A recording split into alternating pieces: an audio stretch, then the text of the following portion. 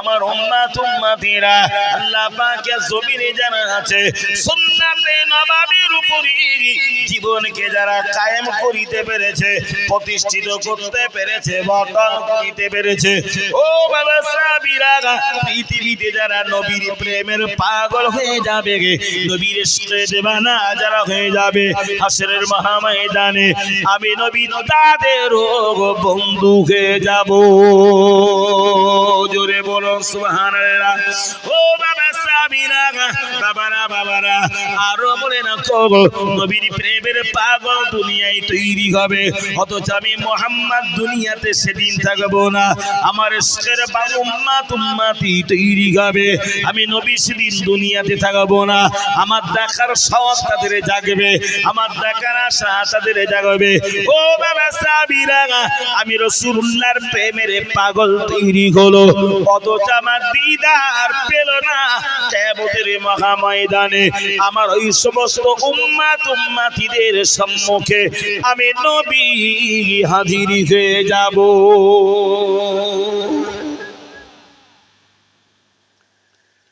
রাসূলের দেখার মন কার চাই না?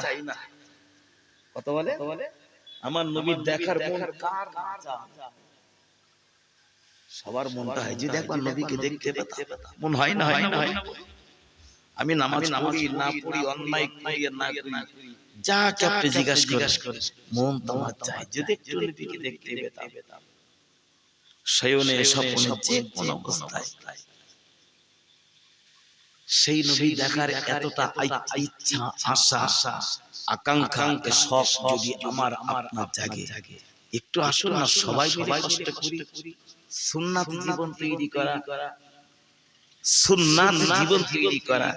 আমার রাসূলের দেখে যাবা আদর্শের জীবন আমি তৈরি করে ফুলের পাপড়ির মতো আমার জীবনটা যদি আমি সাজাতে পারি। মাঠে ধান কাটবো, ওটা আমার কাজ। কাজ করতে করতে 12:30 বাজবে নামাজের সময়, নামাজ হলো আমার কাজ। মাঠে না গেলে, জোন না দিলে আমাকে জোনের টাকা দেবে কেউ? কাজ না করে কেউ আমার টাকা দেবে না। কাজ না করে কেউ যদি আমার টাকা না দেয়, নামাজ না পড়ে আমার আল্লাহ নামাজ জান্নাত দেবে না। অর্থাৎ আসুন সুন্নাতে নববীর উপরে জীবনকে কায়েম রাখি।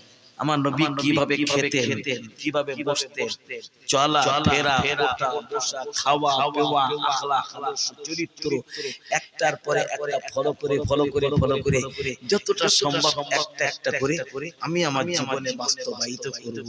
লোক দেখানোর জন্য নয়, আমি আমার জীবনটাকে জাহান্নাম থেকে বাঁচানোর নিয়তে, পৃথিবীর কাউকে দেখানোর আশাই নয়। আমার নিয়ত, আমার আশা, আমার আল্লাহ যদি খুশি হয়, অন্য কিছু না। যদি আমরা এভাবে করতে পারি, আল্লাহর যদি খাস দয়া, কুদরতি নেক নজর যদি একবার আমার আপনার দিকে পড়ে যায়, আল্লাহ পাকের কঠিন শাস্তি সেই জাহান্নাম আল্লাহ আমাদের জন্য হারাম করে দেবে ইনশাআল্লাহ, যদি একবার কুদরতি নজর পড়ে। তাই সবার কাছে এতটুকুই দাবি আর নিবেদন করে বলতে চেয়েছি, আসুন না আমরা, মানুষ তো অভ্যাসের দাস, চেষ্টা করলে তো সম্ভব না।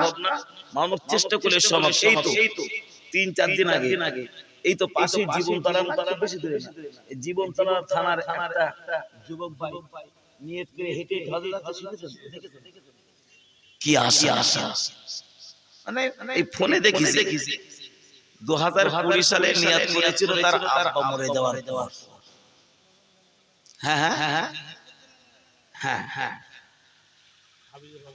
হ্যাঁ হাফিজুর রহমান সর্দার। আর 25 সালে তার নিয়ত, স্বপ্ন বাস্তবায়িত করতে হাঁটতে শুরু করলেন। আজকের সম্ভবত ফুরফুরাতে অপেক্ষা করছেন, হেঁটে পর্যন্ত গিয়েছে।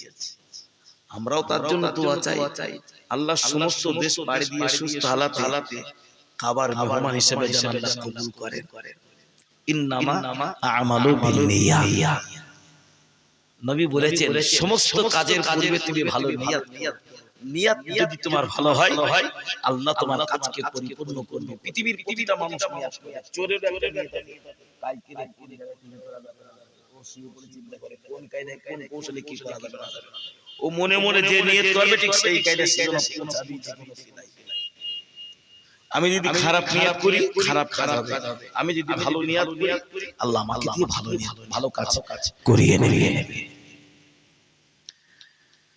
তিনি হেঁটে হজে যাচ্ছেন বলে ফতোয়া ফারায় যেটা না না না, আমি কোন ফতোয়া দেখতে চাইছি না, চেয়ে যা করে নিয়ত করে দোয়া চাই আমার ভাই তিনি আল্লাহ তুমি তাকে সুস্থভাবে পৌঁছে দাও। আমি কেন অশান্তিতে জড়াতে চাই? তিনি নিয়ত করেছে আল্লাহ পৌঁছে দাও, আমিও তোমার নবীর দেশের মেহমান হতে চাই, আল্লাহ তুমি আমাকে কবুল করে নাও। এই আদর্শের জীবন আমাদেরকে তৈরি করতে হবে, এই আদর্শের জীবন আমাদের তৈরি করতে হবে। দেখবেন আপনি এই 25 30 40 50 বছর ইচ্ছা মতো চলে চলে চলে চলে যা হওয়া হয়েছে কম বেশি বুঝেছি, কিচ্ছু করতে হবে না। আপনি একদম সিস্টেম মেনে একটা মাস চলুন, এক মাস মাত্র গুনে গুনে সিস্টেম মেনে আপনি এক মাস চলুন, এক মাস পর আপনি নিজেই রিপোর্ট দেবেন ইনশাআল্লাহ। দায়িত্ব নিয়ে বলছি যে এই সিস্টেম এক মাস সিস্টেম মেনে জীবনে যা বুঝলাম এক মাসে পূর্বের জীবনটা সব বেকার করে দিয়েছি, এটা আমার জবান দিয়ে বেরিয়ে যাবে, কাউকে জিজ্ঞেস করা লাগবে না। একবার দুরূদ শরীফ আল্লাহুম্মা সাল্লি আলা সাইয়্যিদিনা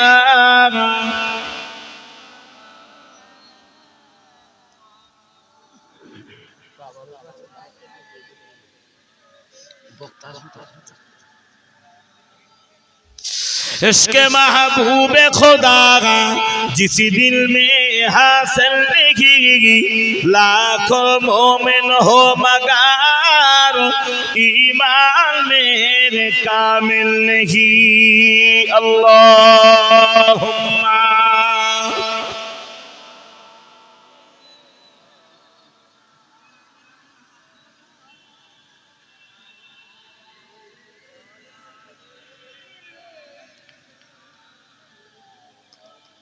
ভাইজান অনেক কথা বললাম, অনেক আলোচনা তড়িঘড়ি করে করলাম, আর আমারও বিদায় নেওয়ার পালা। আমার পরবর্তী বক্তা মাওলানা শেখ ভাই তিনি আসবেন, আবার অনেক গুরুত্বপূর্ণ আলোচনা তিনি করবেন।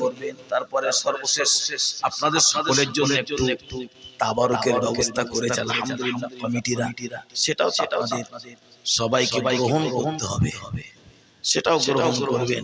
আমি শুধুমাত্র বোঝাতে চেয়েছি আপনি একটু নিজেকে বোব অবস্থায় রেখে আপনার এলাকাটা ঘুরুন। মানুষ এত পাপের কাছে লিপ্ত হয়েছে, কি ফায়দা? কারণ ইবলিস তো মরে যায়নি, সে তো বেঁচে আছে। শয়তান তো আমাকে দিয়ে আরো নোংরা কাজ করিয়ে নিবে, আরো অন্যায় পাপ কাজ করিয়ে নিবে। আমি কি পারি না চেষ্টা করলে ইবলিসের মুখে লাথি মারা? আমি কি পারি না ইবলিসকে হাঁকিয়ে দেওয়া? আমি কি পারি না ইবলিসকে তাড়িয়ে দেওয়া? অবশ্যই আমরা পারি। আসুন একটু চেষ্টা করি।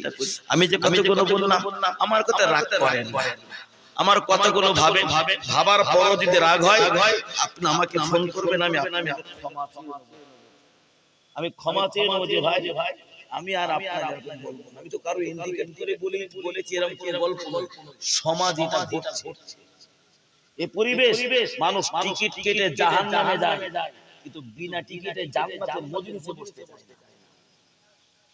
কথা বলে কেন না? রাসূল তো বলেছে কোরআন হাদিসের আলোচনা যে জায়গাতে হয় ওটা জান্নাতের একটি বাগান, ওটা যেমন জান্নাতের বাগান। আজকের এখানে কোরআনের দুটি কথা হলো, হাদিসের কথা হলো, সালফে সালেহিন নবী রাসূলদের কথা আলোচনা হলো। ঠিক এই ময়দানটাই এক বছর ধরে যদি কোনো গান বাজনা অন্যায় অপরাধ কোন প্রকার অপকর্ম যদি এই ময়দানে আগামী এক বছর না হয়, এক বছর ধরে আল্লাহ পাকের রহমত ঝরিতে থাকবে এই ময়দানে। এটাই তো কোরআনের বরকত, এটাই তো কোরআনের বরকত। কোরআন হাদিসের মজলিস জান্নাতের বাগান হয়। এখানে আসতে গেলে টাকা লাগে না, পয়সা লাগে না, আরো আসলে মেহমানদারি হয়। একটু মেহমানদারি হলো, সুন্নাত আদায় হলো, কিছুটা নেকি অর্জন হলো। কিন্তু পয়সা দিয়ে জাহান্নামের টিকিট কাটলাম, এরপরও গলির ভয়, মারির ভয়, হয় না হয় না। এখান থেকে কয়েক বছর আগে আমাদের বসিরহাট অন্তর্গত বাদুড়িয়া থানা, ওই নাজদাম ডাক্তারা কত মানুষ মরেছে আল্লাহ ছাড়া দুনিয়ার কেউ জানে না। আমার খোলাপোতাতে মনে পড়ে কি আপনাদের জানি না, গোটা বাংলা শুধু তখন তো সংবাদে পাগল হয়েছিল। ওই কেরাকে নায়ক কি একটা নাম আমি জানি না, মনেও নেই। ফ্রিতে সব দেখবে, খোলাপোতা হাই স্কুল মাঠে এসেছে, এত পরিমাণ শ্রোতা লোকজনের চাপ, মাঠে তো জায়গা নেই। স্কুলের পাশে ছিল এত মোটা সজনে গাছ, সজনে গাছ এত মোটা সজনে গাছ, ওই সজনে গাছের উপরে উঠে সব ডালে ডালে, মোটা গাছ তো সব প্রচুর লোক গাছে উঠেছে। এখন যে লোকটা সেই স্টেজে উঠে কি একটা বলে একটা রাস শুরু করেছে, ওই তালে তালে নাচি গেছে গাছের ডালে। শয়তান গাছের ডালে যেই তাল মেলাতে শুরু করেছে, একবার দোল দিয়েছে আর ডাল ভেঙে পড়বি না পড়বি কারেন্টের তারের উপরে, আর যেই কারেন্টের তারের উপরে ডাল ভেঙে পড়ল আর কারেন্টের তার ছিঁড়ে পুরো মনে ওই যাত্রা মনে কেতনা মানুষ যে মারা গেল। রাতের অন্ধকারে শুধু লরিতে করে লাশ দিয়েছে, যে যেদিকে পার করেছে ছয় ছয় লোক মারা গেছে, ছয় ছয় ছয়। কোথায় গেলে বাবা,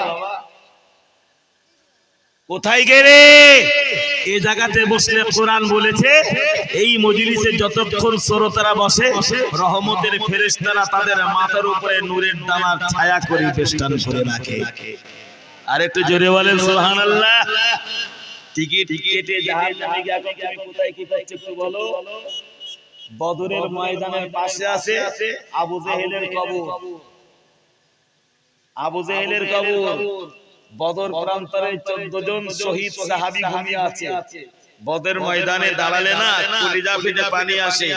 ইসলামের প্রথম জিহাদ হয়েছিল বদরের ময়দান, তাই তো নাকি?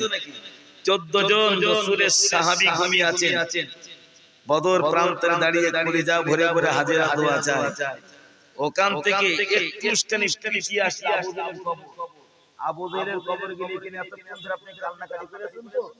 আর যে আবু জেহেলের কবরে ধারে যাবেন আপনি দুর্বল মানুষ, সবাই যাবেন সেটার কবরে গিয়ে লাথি মারতে সারা দেশে তামাম পৃথিবীর লোক, কেউ লাথি মারতেছে, কেউ থুতু মারতেছে, এত মোটা মোটা পাথর করে মারতে। শয়তানের বাচ্চা, বেঈমানের বাচ্চা, কাফেরের জাত, আমার নবীকে কতটা নির্যাতন দিয়েছিস, অত্যাচার করেছিস, এইভাবে বলছে সব বাচ্চা। আবেগ, ভুল করেছি কি ঠিক করেছি আমি জানি না, কিন্তু আবেগ আবেগ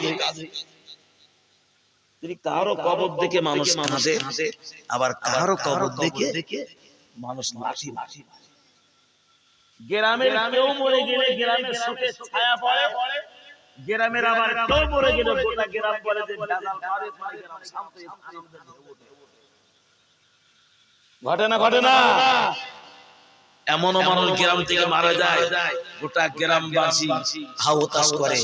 আজকের আমাদের একটা বুকের নজর হচ্ছে গেল, কি রকম আমরা হারিয়ে ফেলেছি এমন মানুষ।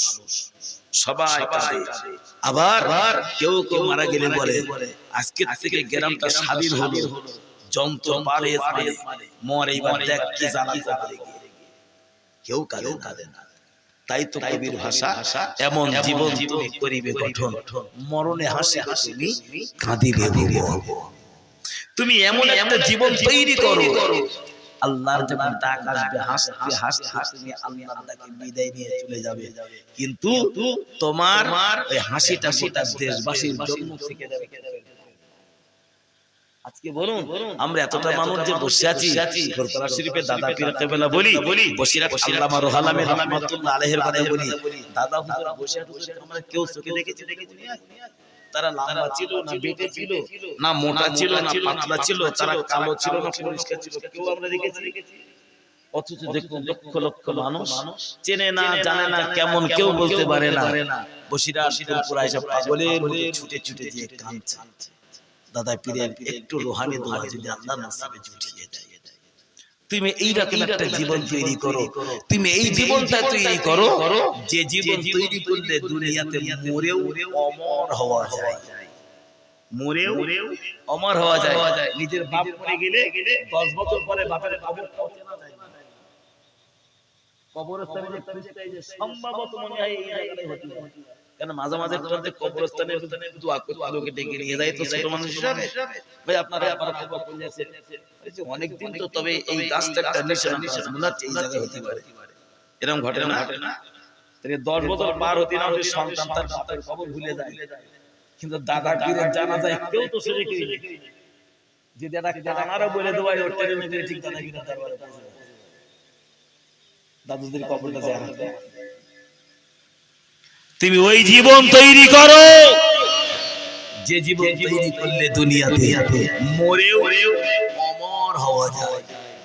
এমন জীবন আমি করেছি গঠন, এমন জীবন আমি করেছি গঠন, মরণে কাঁদিব আমি হাসিব। যন্ত্র পার হইয়াছে মানে বেঁচে গেছি। তাই সবার কাছে দাবি, সবার কাছে নিবেদন, সবার কাছে আবেদন, আমার কথায় কারেক্ট করেন না। আপনাদের দাবি আমার কথায় কষ্ট দেন না। যতটুকু কথা বলেছি আমার কথাগুলো নিয়ে ভাবুন, সত্যি তো আমি ভুল করছি। আমি তো চেষ্টা করলে পারি, কারণ আমার জীবনটা তো একদিন হারিয়ে যাবে, এই ভবের বাজার তো আমার থেকে একদিন ভেঙে যাবে। অর্থাৎ আমি তো চিরকাল থাকবো না, অন্তত পরকাল বিশ্বাস করেছি আমি আমার জন্য কিছুটা সঞ্চয় করে নিয়ে যাই। ছেলে আমার জন্য কাঁদলেও কাজ নাই, মেয়ে কাঁদবে তাতে বাবা কোনো কাজ হবে না, বিবি কাঁদবে কাজ হবে না, মা কাঁদবে বাবা কাঁদবে তাতেও কোনো কাজ হবে না। আপনি বলতে পারেন কথাটা কেন উল্টো শুনলাম? এমন কথা তো শোনা যায় না। অবশ্যই বাবা শোনা যায়। নবী আমার জানা আমার রাসূলুল্লাহ বলেছে, বাবা মা যখন যে ছেলে মেয়ে যখন পিতা মাতার কবরে দাঁড়িয়ে যায়, ছেলে মেয়ে যখন বাপ মা কাকার কবরে দাঁড়িয়ে যায়, সন্তানের চোখের পানি নাকের ডগায় আসার আগে আমার আল্লাহ বাপ মার কবরের আযাব মাফ করে দেয়। জোরে বলুন, আরেকটু জোরে বলুন সুবহানাল্লাহ।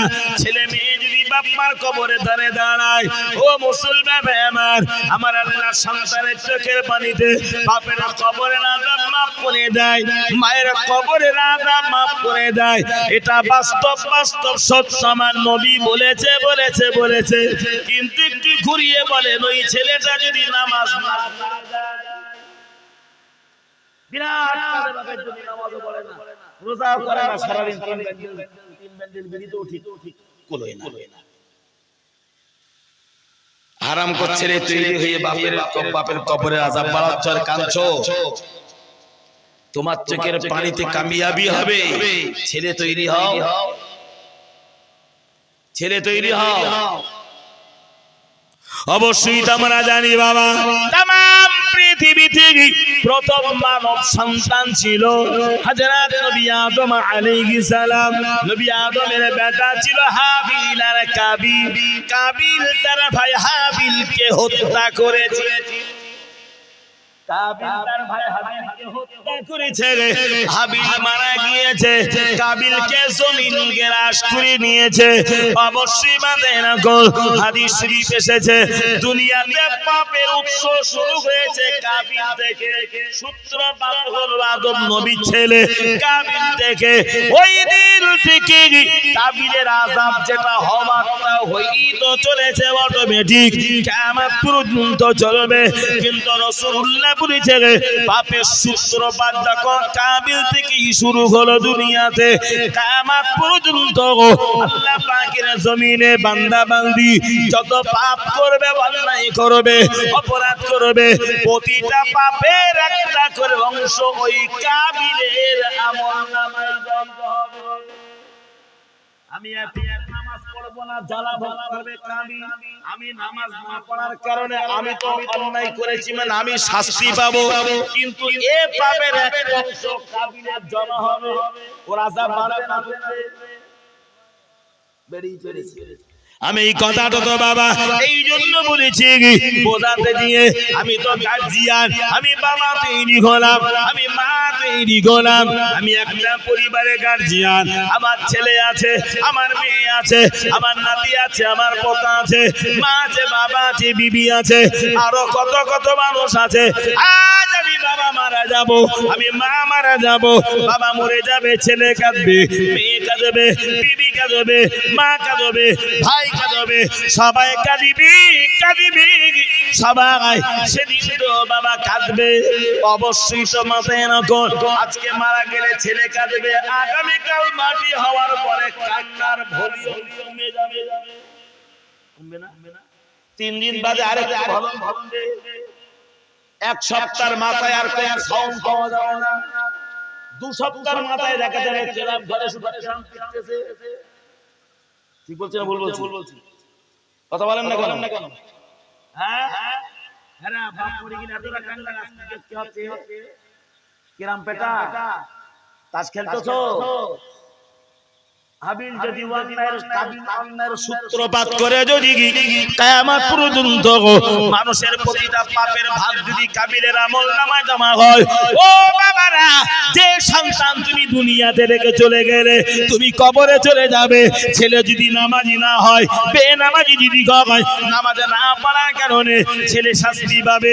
ছেলে নামাজ না পড়ার কারণে ওই ছেলের বাবার কবরে পাপের অংশ ঢুকে যাবে।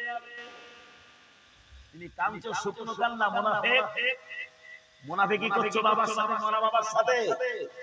বাবার লাশটা সামনে রেখে নিয়াত করতে পারলে না যে আমার বাপ আজকের রাত প্রাসাদ ছেড়ে দিয়ে, রাত পোশাক বাদ দিয়ে কাপনের ভিতরে ঢুকে আজকের পাশের খাটিয়ে উঠেছে, এই বাসের খাটিয়ে আমি একদিন মরবো। ও ছেলে, নিয়ত করতে পারলে না, বাবা তোমার লাশকে সামনে রেখে নিয়ত করে দিলাম, যতক্ষণ নিঃশেষ চলবে আমি খোদা পাকের বিধান। নিয়ত করতে পারলে না, নামাজ আর ছাড়বো না। চালাকি চলছে, আল্লাহ তোমাকে দেখতে পায় না, আল্লাহ কিছু বলেন? আল্লাহ বোকা, আল্লাহ বোকা। তুমি একা চালা, আজকে কাঁদবে, কালকে কাঁদবে, 4 দিনের মাথায় চাহারামা করবে, 20 দিন 25 দিন 41 দিনের মাথায় বেশ 20-50 হাজার টাকা খরচ করে বিরাট বড় করে কলেমাখানি করবে। কলেমাখানি হয়ে যাওয়ার পরে তাকে এই ঘরে টিভি, ও ঘরে টিভি, সে ঘরে টিভি, কি একটা ধুম ধাড়াক্কা চলতেছে। হয়ে গেল আফসোস, সবার কাছে দাবি, কষ্ট দেন না। আসুন আমি আর আপনি আমাদের জীবনটা মাসওয়ারার বিনিময়ে তৈরি করি, মাসওয়ারার বিনিময়ে তৈরি করি। বাপ কবরে গেল, ছেলে টান মিটতেছে, কি বলিটা নরে ছেলে বাপের কবরে আদাব। যত বান্ডেল তুমি চালাবে বাপের কবরে কষ্ট, কি ফায়দা হয়? বাপের ওই দরদটা দেখিও না। বাপের দরদ যদি দেখাতে হয় নামাজের পাটিতে বসে দেখাও, মায়ের দরদ যদি দেখাতে হয় রাতের অন্ধকারে আল্লাহর কাছে হাত উঠিয়ে দেখাও, দরদ যদি দেখাতে হয় চোখের পানি ঝরিয়ে ঝরিয়ে দেখাও। কাউকে দেখে নবী বিদায় নিয়েছে, রাসূলুল্লাহ বিদায় নেবার পরে হযরত ফাতেমা রাদিয়াল্লাহু তাআলা আনহা, আমার রাসূলের ইন্তেকালের পরে ফাতেমার ইন্তেকাল হয়েছে প্রায় 4 বা 6 মাসের মাথায়। যতদিন ফাতেমা হায়াতে বেঁচে ছিল, একটা মুহূর্তের জন্য ফাতেমার চোখের পানি বন্ধ হয় না। তুমি কদিন করেছো তোমার বাপের জন্য? নবীকে হারিয়ে খাবেন জান্নাত, যতক্ষণ নিঃশ্বাস বন্ধ রয়েছে সারা জীবন, মানে সেই কত মাস কষ্ট যদি কেটেছে, 1 সেকেন্ডের জন্য যদি পানি বন্ধ করতে পারে, কান্না দেখাচ্ছে। আদম নবী 350 বছর ধরে তুমি কতটা কেটেছো ভাবিনি কোনদিন। আসুন আমরা সবাই ভাবুক মানুষ তৈরি হই, ভাবুক মানুষ তৈরি হই, আমরা নিজের জীবন তৈরি করি। আমরা জীবনটা ইসলামের আদর্শের ভিতর দিয়ে গড়িয়ে ফেলি, তৈরি করে ফেলি। আমার দ্বারা ভুল না হোক, আমি মিথ্যা বলবো না, আমি অন্যায় করব না, আমি চেষ্টা করব কোনো পাপ করব না। এরপরও যদি আমার দ্বারা দোষী কোনো পাপ হয়ে যায়, আল্লাহর কাছে ক্ষমা চেয়ে আমি সাথে সাথে মাফ চেয়ে দিব, তওবা করে। আল্লাহ ভুল করেছি, তুমি আমাকে ক্ষমা করে দাও। আল্লাহ দয়ার সাগর, তিনি রহমান, তিনি রহিম, নিশ্চয়ই আমাকে আপনাকে ক্ষমা করবেন। আমি এ পর্যন্ত যত কথা বললাম, আমার এই কথা শুনে মনে মনে কি আপনাদের কষ্ট হচ্ছে? আমি শুধু বোঝাতে চেয়েছি, আসুন আমরা সবাই জীবন এছাড়াও খারাপ গুলো ছেড়ে যা করছে সব দুনিয়ার স্বার্থ, সব দুনিয়ার স্বার্থ। যখন চলে যাব খালি হাতে। হযরত সেকেন্দার রুমি রাহমাতুল্লাহ আলাইহি, যে সেকেন্দার রুমি সাতটা দেশের বাদশা ছিল, সাতটা দেশের। সেকেন্দার রুমির ঘোষণা ছিল, আমার দেশে যত মানুষ তোমরা বসবাস করিতেছ, প্রতিটা মাথা পিছু আমি কর আদায় করিব, প্রতি মাথা পিছু 10 টাকা 10 টাকা। সাতটা দেশের বাদশা সেকেন্দার রুমি রাহমাতুল্লাহ আলাইহি, বাবা দেশের 7টা দেশে যত মানুষ বসবাস করেছে, প্রতি মাথা পিছু 10 টাকা আদায় করেছে। যিনি কর দিতে পারবে না, দেশ থেকে যেতে হবে। তাহলে কত লক্ষ কোটি কোটি টাকা ইনকাম, তাই না? কেউ খুশি হয়, কেউ রেগে যায়, কে ফকির, কে ধনী, কে গরিব, কে আমির, সব সমান, কোনো গল্প নেই, সমান।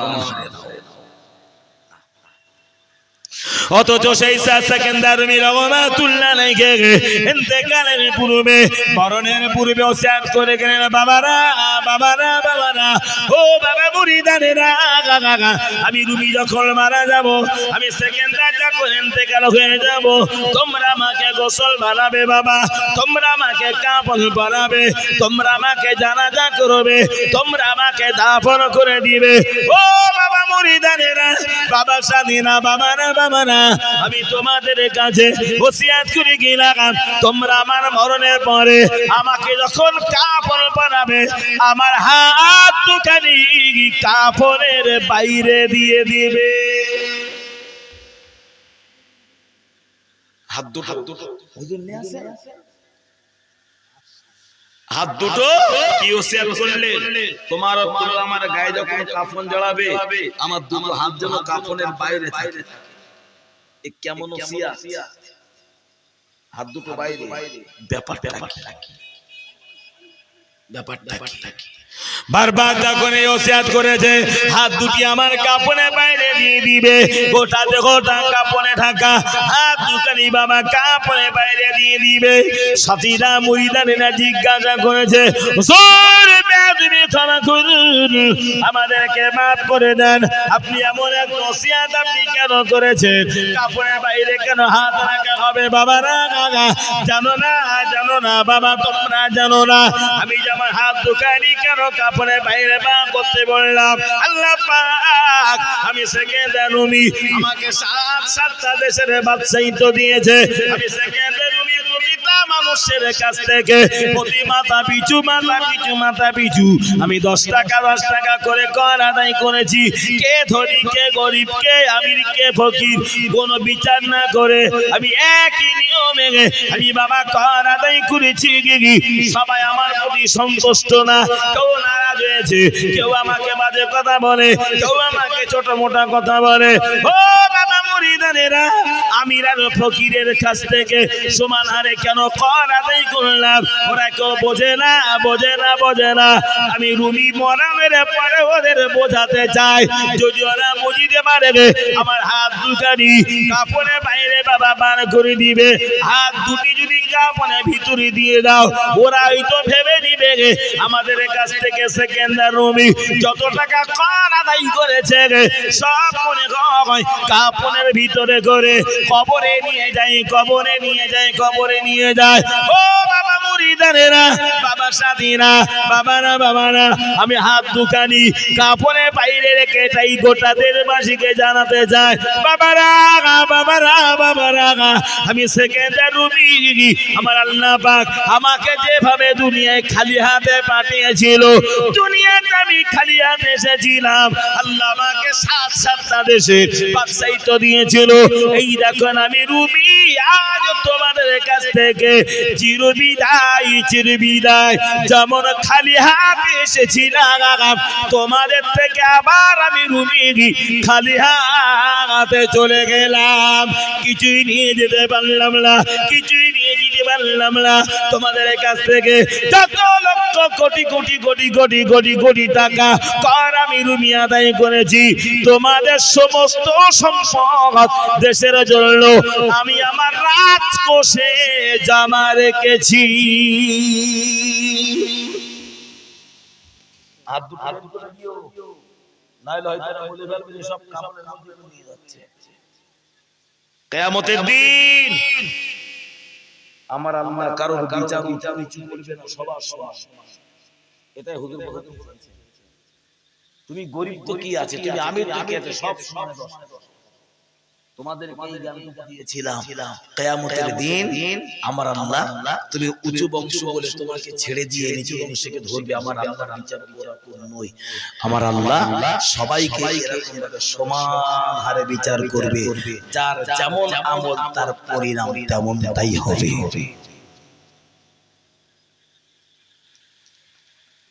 জমি করলাম, জায়গা করলাম, জলকার করলাম, গাড়ি করলাম, বাড়ি করলাম, বিল্ডিং করলাম, অনেক কিছু করলাম, যাওয়ার সময় কি কিনে দেব? কত বাজে? কিচ্ছু নিয়ে যাব না, শুধু একবার বুকে মাটি দিতে পারলি হয়, কবর দেওয়ার পরেই চারি ভালো হবে। সব ঠিকঠাক করে দেব। বাপ এতদিন ছিল, যা ছিল ঠিক আছে, ঠিকঠাক করে নিলাম, ঝগড়া না হয়। ও মরা বাপের তো ভুলে যাবে, লোভ এমন জিনিস। ভুল বললাম? আপনি জানেন ভারতবর্ষের মাটি, বাপ মরে গেছে, কবর দেওয়া হয়ে গেছে। কবর দেওয়া 6 দিনের মাথায় ছোট ছেলে সন্ধ্যেবেলা বাপের কবর খুঁড়ে সেই বাপের মাথা কেটে এনে বাড়ি ওটের উপরে মাথাটা বসিয়ে রেখে বসে জমিতে। মুসলমান আপনি ভাবতে পেরেছেন? আল্লাহ আমাদের সবাইকে সুবুঝ দেন, সুমতি দেন। সকলে বলুন আল্লাহুম্মা আমিন। মহব্বত করে বলেন আল্লাহুম্মা আমিন। দরুদ শরীফ। আল্লাহুম্মা সাল্লি আলা সাইয়্যিদিনা মাওলানা মুহাম্মদ ওয়া আলা আলি সাইয়্যিদিনা।